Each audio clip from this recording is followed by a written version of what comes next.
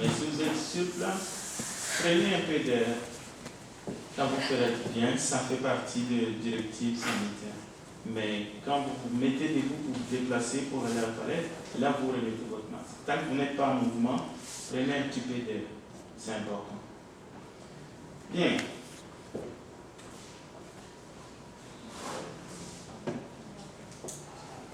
C'est vraiment un privilège d'être ici ce matin, réunis en famille, la famille de Dieu.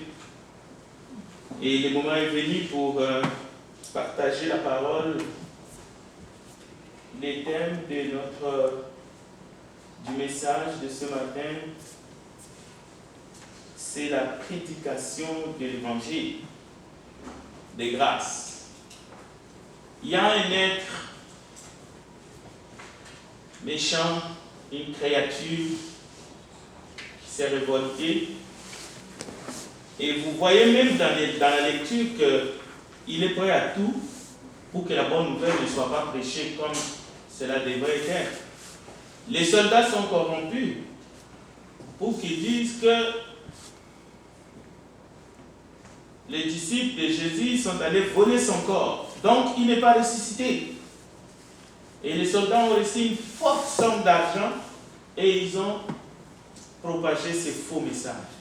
Mais nous savons tous, le message est arrivé jusqu'à nous, que le Seigneur est réellement ressuscité et il est dans la gloire.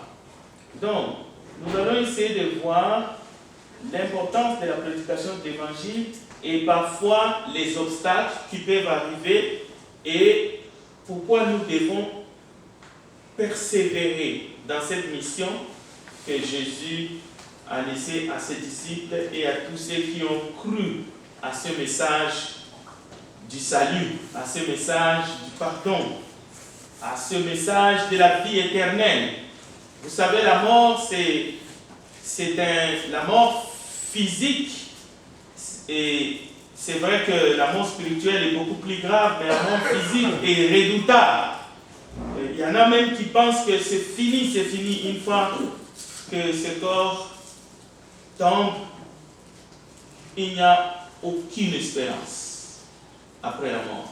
Mais non, justement le message de l'Évangile vient pour nous donner l'espérance afin que nous puissions véritablement savoir où nous sommes avec le Seigneur et où nous allons. Parce qu'il a dit, je m'en vais vous préparer une place. Mais il nous a laissé une mission qui est la proclamation de l'Évangile afin que les âmes dans ce monde, malgré les péchés, quoi qu'il arrive, puissent entendre cette bonne nouvelle et ceux qui croiront et qui se feront baptiser soient sauvés et reçoivent le pardon de leurs péchés. Alors, nous allons nous concentrer dans la prière. Père Céleste, nous voici ce matin. Aide-nous à saisir cette opportunité pour écouter ta parole. Remplis-nous par ton esprit et fais que chacun puisse trouver du réconfort, de la nourriture pour nos âmes. Nous te glorifions.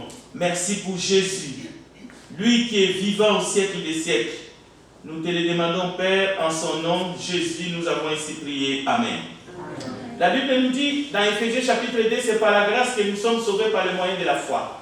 Cela ne vient pas de nous afin que personne ne se glorifie. Mais, comme il nous faut croire pour recevoir la grâce de Dieu, nous repentir de nos péchés, confesser le nom de notre Seigneur Jésus-Christ, nous faire baptiser pour le pardon de nos péchés et ainsi entrer dans le royaume des cieux, nous devons savoir que cette démarche n'est pas seulement pour nous. Nous avons la responsabilité de briller comme des lumières. Nous avons la responsabilité de prêcher cet évangile. Jésus a dit jusqu'aux extrémités de la terre. Donc, ce n'est pas quelque chose comme nous avons entendu que nous devrions le faire timidement. Non, c'est quelque chose que nous devons faire véritablement avec énergie, mais avec l'esprit que Dieu nous communique. Et cet esprit-là, ce n'est pas un esprit de timidité. La Bible nous dit, voici comment parle la justice qui vient de la foi. Ne dis pas à ton cœur qui montera au ciel. C'est en faire descendre Christ, ou qui descendra dans la Bible, c'est faire remonter Christ d'entre les morts. Que dit-elle donc? La parole est près de toi, dans ta bouche, dans ton cœur. C'est cette parole qui est près de toi, dans ta bouche, dans ton cœur, que tu dois faire sortir. Afin que ceux qui sont autour de nous puissent écouter le message. Or, c'est la parole de la foi que nous prêchons. Si tu confesses de ta bouche le Seigneur Jésus et si tu crois dans ton cœur que Dieu l'a ressuscité des morts, tu seras sauvé. C'est le message que les gens ont besoin d'entendre. Vous l'avez déjà entendu et vous avez obéi à cet évangile.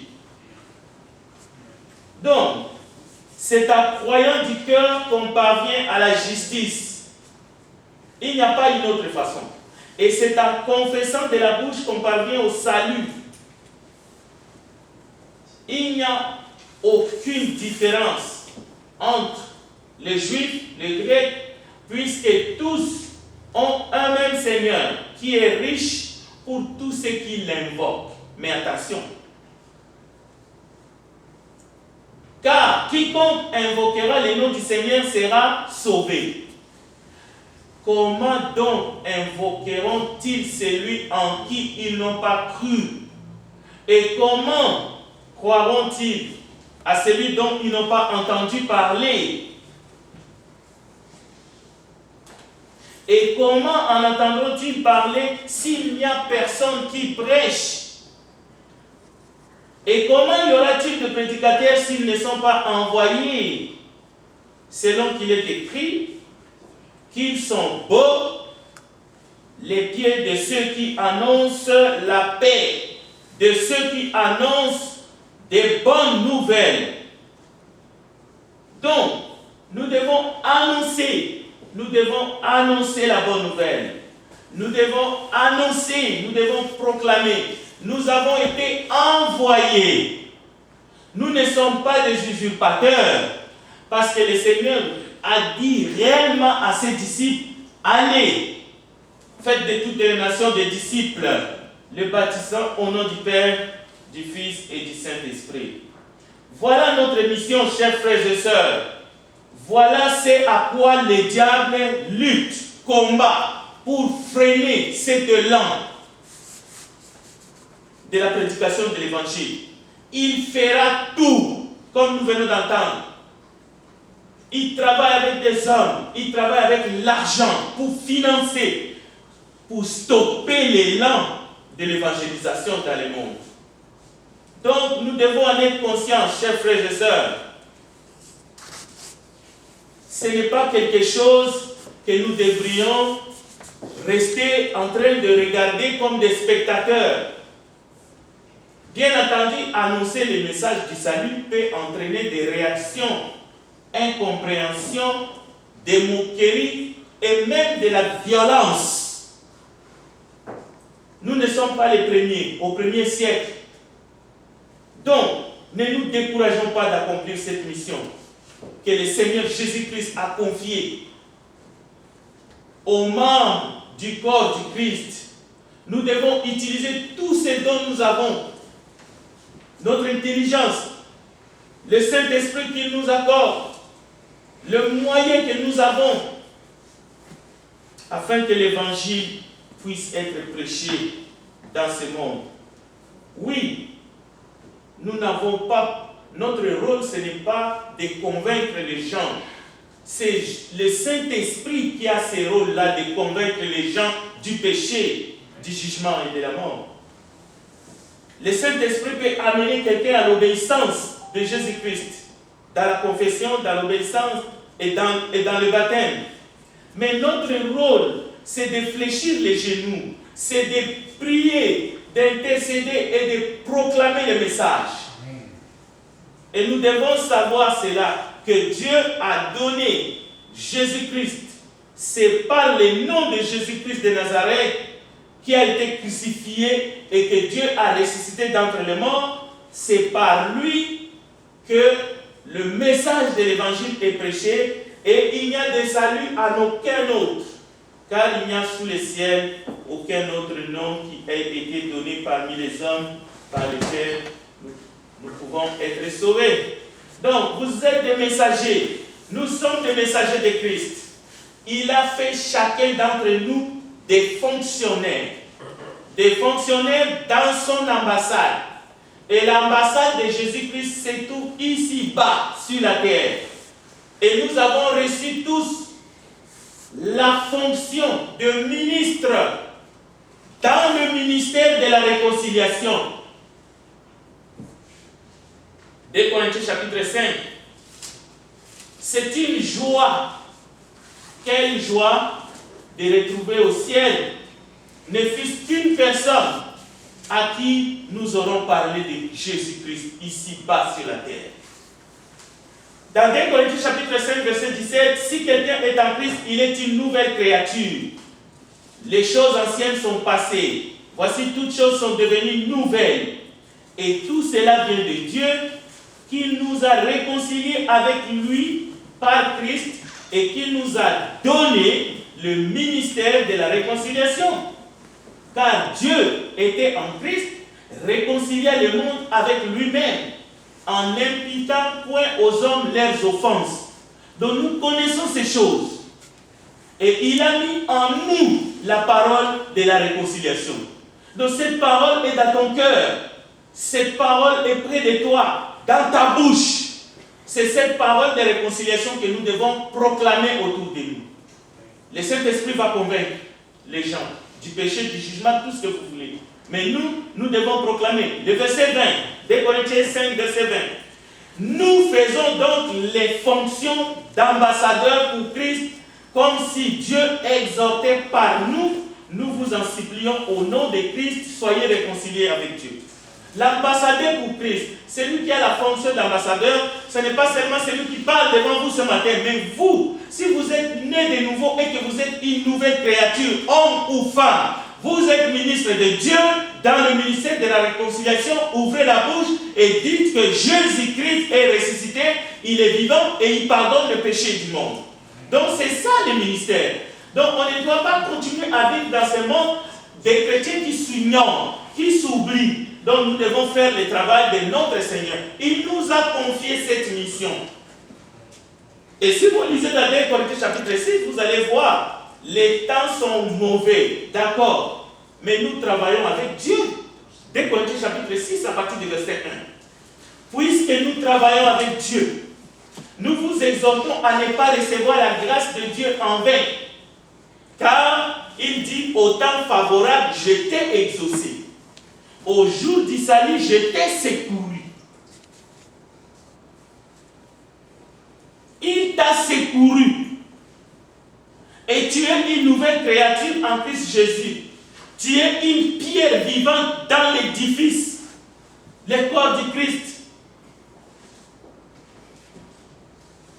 Alors nous devons apporter ce message dans le monde, quoi qu'il arrive. Nous ne donnons pas de scandale en quoi que ce soit, afin que le ministère ne soit pas un objet de blâme. Vous êtes un ministre, monsieur, madame, vous ne devez pas donner, vous ne devez aucun sujet de scandale. 2 Corinthiens chapitre 6, verset 3. Parce que c'est un ministère.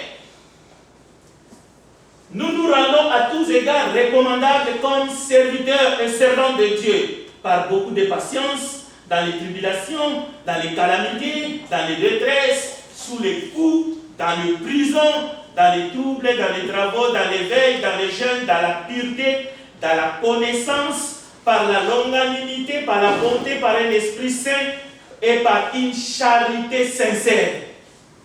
Une charité sans hypocrisie. Par la parole de la vérité, par la puissance de Dieu, par les armes offensives et défensives de la justice, au milieu de la gloire et de l'ignominie, au milieu de la mauvaise et de la bonne réputation, étant regardé parfois comme imposteur, quoique véridique, comme inconnu, quoique bien connu. chaque croyant, chaque chrétien, nous sommes tous appelés à combattre pour Christ dans ce monde, mais dans la proclamation de l'évangile. Nous disposons de mêmes armes. Nous disposons des mêmes armes. Éphésiens chapitre 6, la Bible nous dit: fortifiez-vous dans le Seigneur, chers frères et sœurs, et par sa force toute puissante, revêtez-vous de toutes les armes de Dieu afin de pouvoir tenir ferme contre les ruses du diable. Nous sommes témoins des ruses du diable maintenant dans ce monde. Mais nous devons tenir ferme, car nous n'avons pas à lutter contre la chair et le sang, mais contre les dominations, contre les autorités, contre les princes de ce monde des ténèbres, contre les esprits méchants dans les lieux célestes. C'est pourquoi prenez toutes les armes de Dieu, afin de pouvoir résister dans les jours mauvais et tenir ferme après avoir tout surmonté. Écoutez maintenant, tenez donc ferme et ayez à vos reins la vérité pour ceinture. Dans les temps que nous sommes, peuple de Dieu, celui qui va s'aventurer en dehors de la vérité, l'ennemi va te cogner. Tenez donc ferme, ayez à vos reins la vérité pour ceinture. Revêtez la cuirasse de la justice. Mettez pour chaussures à vos pieds les ailes que donne l'évangile de paix.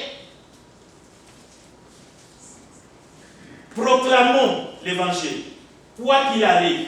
Prenez par-dessus tout cela le bouclier de la foi avec lequel vous pourrez éteindre tous les traits enflammés du malin.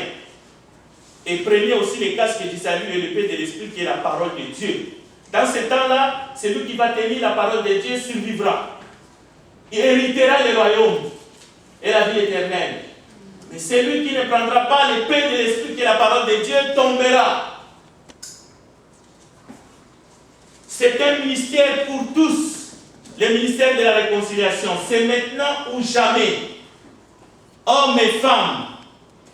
Éphésiens nous dit: faites en tout temps par l'Esprit toutes sortes de prières et de supplications.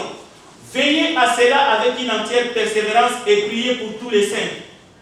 Paul va plus loin, il dit: priez pour moi afin qu'il me soit donné, quand j'ouvre la bouche, de faire connaître hardiment et librement le mystère de l'évangile, pour lequel je suis ambassadeur dans les chaînes, et que j'en parle avec assurance comme je dois en parler. Lui, il était ambassadeur dans les chaînes. Mais tous les autres qui ont reçu ce message, c'était des ambassadeurs et des ambassadrices, et ils étaient dans la liberté, et il leur disait: parlez, prêchez, Jésus revient bientôt. La Bible nous dit au verset 21 de Éphésiens 6, afin que vous aussi vous sachiez ce qui me concerne, ce que je fais. Tychique, le bien-aimé frère et fidèle ministre dans le Seigneur, vous informera tout. Vous voyez, c'était qu'un ministre, Tychique, mais il n'était pas apôtre. Et si vous allez regarder dans Romains 16, 12, vous allez voir: saluez Tryphène et Tryphose qui travaillent pour le Seigneur, saluez Persille, la bien-aimée, qui a beaucoup travaillé pour le Seigneur. Donc, nous devons nous mettre debout, nous devons travailler. Sœurs, frères, il semble que nous réalisons à peine ces choses. Nous ne voyons pas ce qui se trame dans ce monde. Il y en a qui sont comme tétanisés, comme ils sont dans un train et ils regardent défiler les paysages, mais ce n'est pas un paysage beau que nous voyons maintenant dans ce monde.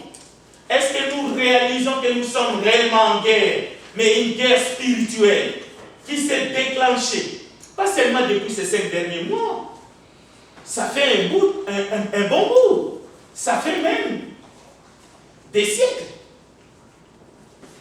Est-ce que vous êtes devenu chrétien pour se distraire chaque dimanche matin? Non, vous devez entrer dans la bataille. Nous devons travailler la main dans la main, parce que nous sommes l'église du Dieu vivant et nous devons travailler ensemble. Notre ennemi Satan est déterminé, plus que jamais. Pourquoi? Son but c'est de nous intimider, son but c'est de nous décourager. Mais les paroles de Christ, il y a de cela 2000 ans, retenties dans nos cœurs et dans nos oreilles. Nous l'avons entendu ce matin dans la lecture. Le Seigneur déclare, lui le chef de l'armée, le corps du Christ, notre commandant en chef, il dit, allez-y, proclamez l'évangile à toute la création. Mais le diable veut nous arrêter. Nous devons contre-attaquer. Il nous attaque, mais nous devons rester vigilants. Nous devons rester prudents. Nous commençons à prêcher même avec le masque, mais nous continuons à prêcher. Et nous allons contre-attaquer. Nous allons l'attaquer dans les réseaux sociaux, là où il se cache. Nous allons proclamer l'évangile. Mais n'oubliez pas que notre adversaire rôde comme un lion rugissant, cherchant qui il dévorera. Cela veut dire, si tu restes dans la distraction, si toi tu te préoccupes par l'économie seulement, et tu ne prends pas au sérieux ton cœur, ton âme, plus que toute autre chose, tu risques d'être athée. Qui ignore ce qui se passe actuellement? Qui ignore que la plupart de ceux-là qui étaient nos voisins, qui étaient nos collègues du travail, ils ne sont plus. Ils sont tombés par les balles de l'ennemi. Mais la question n'est pas ça. La question n'est pas la mort physique. Est-ce que ces gens ont entendu le message de l'évangile? Est-ce que ces gens étaient prêts? Est-ce que ces gens sont avec le Seigneur? Oui ou non? Satan essaiera toujours à nous déstabiliser, faire de sorte que nous nous éloignons de cet objectif que Jésus nous a confié. Cet objectif, cette mission qui est de prêcher l'évangile de paix. Il veut nous éloigner. Mais Jésus dit, restons concentrés. Près de lui, lui il est parmi nous. Il a dit, je suis avec vous jusqu'à la fin du monde. Il ne nous a jamais abandonnés. Son esprit est avec nous. Le corps peut être détruit, mais notre homme intérieur se fortifie de jour en jour. Est-ce que nous sommes obéissants sur ce terrain? Est-ce que nous sommes fidèles dans la proclamation? Est-ce que nous lui faisons confiance? Est-ce que nous faisons confiance en Dieu? Marc chapitre 16, verset 19, le Seigneur, après leur avoir parlé, fit enlever au ciel et il s'assit à la droite de Dieu et il s'en allait prêcher partout. Le Seigneur travaillait avec eux. C'est ça le point. Le Seigneur ne nous a jamais laissé de côté. Il est le même hier, aujourd'hui et éternellement. J'aime bien l'exemple d'un roi dans l'Ancien Testament, il s'appelle Ézéchias. Ézéchias, lorsqu'il a été entouré par des rois qui avaient de multitudes de soldats, à un moment donné, la Bible nous dit, Ézéchias dit au peuple, dans 2 Chroniques chapitre 32, versets 7 et 8, fortifiez-vous, soyez plein de courage, n'ayez pas peur, ne vous laissez pas effrayer face au roi d'Assyrie et à toute la foule qui est avec lui, car avec nous, il y a plus qu'avec lui. Avec lui, il y a un bras de chair, tandis qu'avec nous, il y a l'Éternel, notre Dieu, qui nous aidera et qui combattra pour nous. Nous voulons dire ce matin, que quoi qu'il arrive, quelle que soit votre condition, votre état, mais si vous comptez sur le Dieu d'Israël, si vous comptez sur Jésus-Christ, lui il a dit, il nous aidera. Le prince de ce monde des ténèbres essaie de nous intimider, nous les enfants de Dieu. Il nous parle avec arrogance, il nous accuse même de vouloir tromper les gens. Aujourd'hui, le lieu qui est montré du doigt, où les gens vont aller pour se faire contaminer, c'est dans les lieux d'adoration. Alors tous les phares sont braqués dans des lieux où les gens se rassemblent pour adorer. Mais Dieu est capable. Notre Dieu n'est pas un Dieu incapable. Il nous demande de prêcher de proclamer le salut, le pardon. Malgré la présence du virus, nous devons continuer à prêcher l'évangile, chers bien-aimés. La Bible nous dit, Ézéchias et le prophète Ésaïe se mirent à prier à ce sujet et ils crièrent au ciel. Dès Chroniques chapitre 32, verset 20. Donc c'est notre tour. Ézéchias n'est plus. Élie n'est plus. Mais c'est à nous maintenant de prier. C'est à nous de prier à notre Dieu. Et lui dire, nous voulons continuer la mission que Jésus nous a confiée parce que nous sommes ses disciples. Oui, nous allons continuer à nous saluer les uns les autres, même si ce n'est pas physiquement, même si les consignes, mais nous n'allons pas les faire physiquement. Mais est-ce que nous nous portons dans nos cœurs l'affection fraternelle doit être sincère, l'amour doit être sans hypocrisie. Vous voyez, ce n'est pas ces gestes-là qui est important. Parce que ces gestes-là, nous l'avons toujours fait des années et des années. Mais tu peux tendre la main à quelqu'un, mais le cœur n'y est pas. Mais ce que Dieu veut, c'est que nous puissions être soudés en esprit.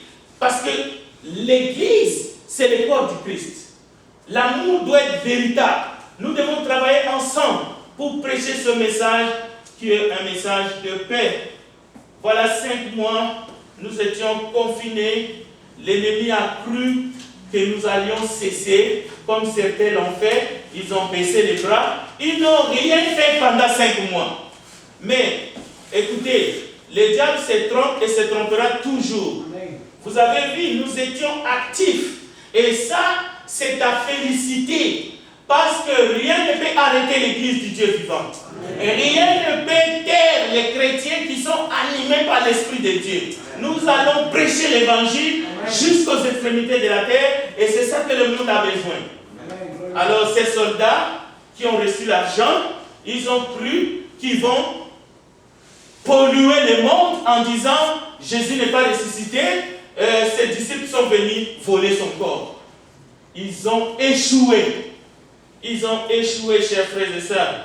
Et c'est pour cela que nous voulons dire ce matin qu'à Satan nous attaque, nous faisons comme Ézéchias et Élie. Nous crions, nous demandons à Dieu son aide pour que nous puissions continuer à prêcher ce message de grâce.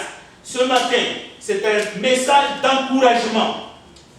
Et nous allons terminer 1 Pierre chapitre 5, verset 10. Nous lisons les textes de la parole de Dieu, que ceci puisse être une prise de conscience, que nous ne puissions pas regarder là où tout le monde regarde, mais nous devons nous concentrer pour prêcher la bonne nouvelle à ceux-là que Dieu a mis devant nous. Il y a de l'espoir.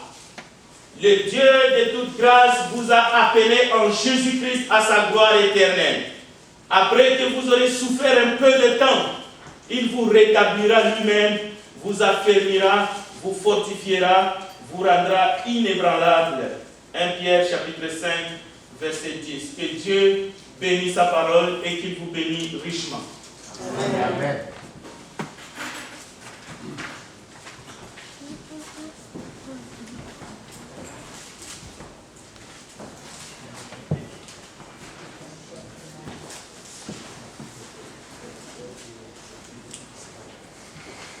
Bon, avant de passer au repas du Seigneur, nous allons chanter le cantique numéro 43. Le cantique 43. Jésus-Christ.